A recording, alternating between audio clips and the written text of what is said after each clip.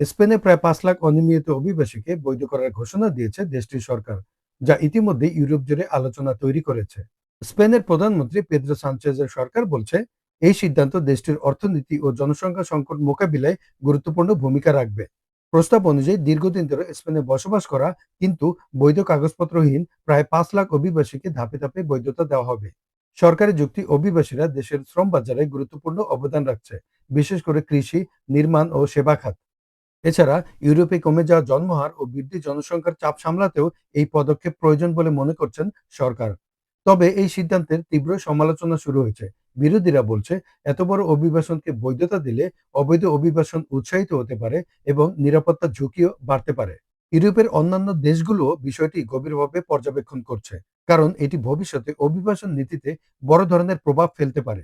বিশেষজ্ঞদের মতে স্পেনের এই পদক্ষেপ সফল হলে এটি ইউরোপের জন্য নতুন মডেল হয়ে উঠতে পারে, আর ব্যর্থ হলে রাজনৈতিক চাপ বাড়তে পারে। এদিকে মানবাধিকার সংস্থাগুলো এই উদ্যোগকে স্বাগত জানিয়েছেন, বলেছে এতে হাজার হাজার মানুষের জীবন ও কর্মসংস্থানে স্থিতিশীলতা আসবে।